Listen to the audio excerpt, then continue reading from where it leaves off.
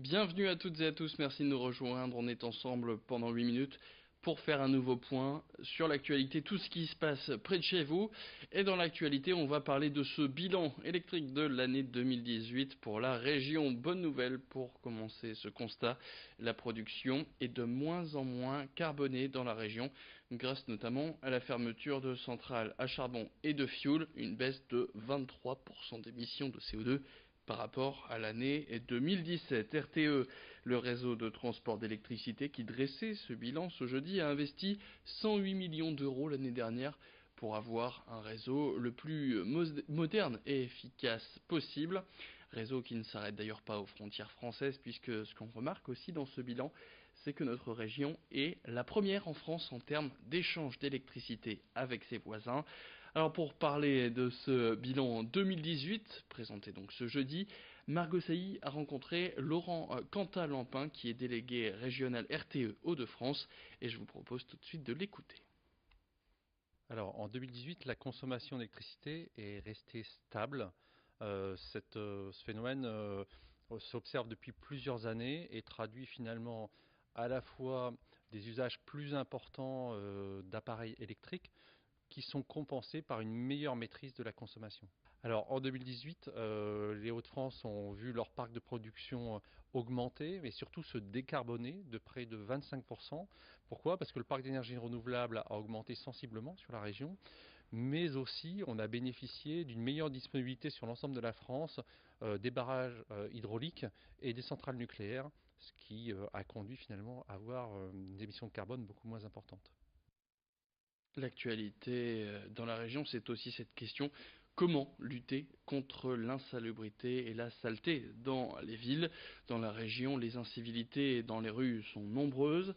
Alors pour lutter contre les déchets dans ces rues et les dépôts sauvages, eh bien la ville de Roubaix a peut-être trouvé une solution avec sa police municipale.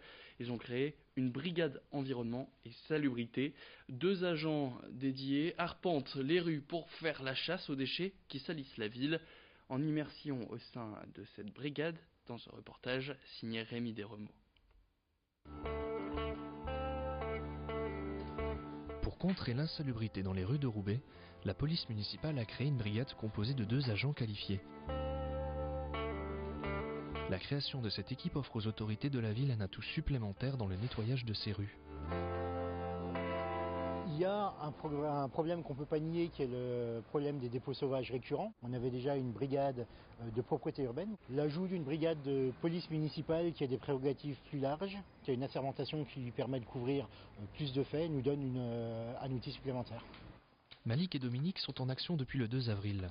En un mois, ils ont déjà repéré 96 dépôts sauvages. À leur palmarès s'ajoute tout ce qui peut s'apparenter à des déchets. Ça peut être une poubelle éventrée. Ça peut être des meubles sur la voie publique, des pots vides, des bidons d'huile. Tout ce qu'on met aux encombrants, on le retrouve sur la voie publique. Pour optimiser leur recherche, les 2 policiers récoltent les données et indiquent sur une carte la localisation des dépôts. Donc tous les points noirs, c'est tous les dépôts sur Roubaix. Avec ces informations, la brigade connaît les zones à risque. Le nord et l'ouest de la ville sont principalement touchés. C'est dans ces zones que les policiers se dirigent pour leur patrouille. On fait le tour de toute la commune, on essaie de faire tous les quartiers, toutes les rues, on essaie de les faire, bon c'est pas évident, mais on essaie de couvrir une grande zone au niveau de la commune de Roubaix afin de vérifier qu'il n'y a pas de dépôt sauvage. C'est alors que Malik repère à ce qui s'apparente à un monde de déchets ménagers. À l'arrêt, ils suivent la procédure et rédigent un constat. On prend une photo pour joindre ça à notre main courante. Et là, on va contacter le service vivacité de la ville qui contactera la propreté urbaine afin qu'ils prennent en charge ce dépôt. La brigade ne peut pas directement intervenir sur les déchets. Cette tâche est réservée à la propreté urbaine qui ramasse les détritus. Au niveau des sanctions, les policiers ne peuvent agir que sur flagrant délit. Et pour l'instant, seulement 2 contraventions ont été délivrées, et le nombre de dépôts sauvages reste encore important. C'est un vaste chantier, mais nous ne désespérons pas d'y arriver. Voilà. On est motivés et on ira jusqu'au bout.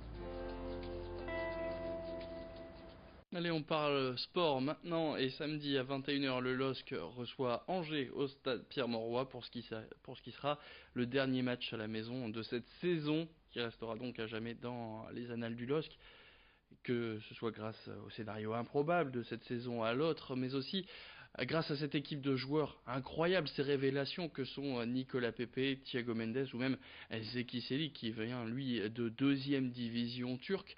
Ce jeudi ici au domaine de Luchin, c'était la traditionnelle conférence de presse d'avant-match. D'habitude, le club présente un joueur face aux journalistes, mais cette fois, ce sont 3 d'entre eux qui sont venus dans l'amphithéâtre du domaine de Luchin.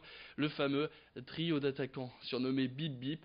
Jonathan Bamba, Jonathan Ikoné et Nicolas Pepe, trio qui ne pourra sûrement plus être aligné la saison prochaine sur le front de l'attaque des Dogs par Christophe Galtier.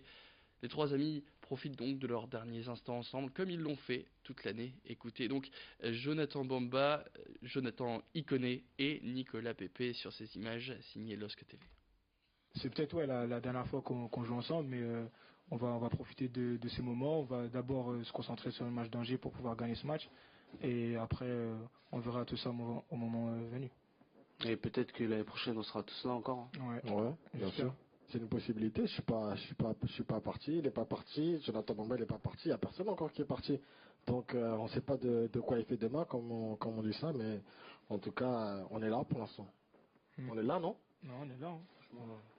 Merci. Et moi. Merci. J'ai bien parlé. Est-ce qu'il reste un mince espoir de voir le trio Bamba, Ikoné, Pepe encore du côté du domaine de Luchin l'année prochaine? On verra bien. C'est la fin de cette édition. Merci à toutes et à tous de l'avoir suivi. Tout de suite la météo et on se retrouve dans le prochain quart d'heure pour un nouveau flash d'information.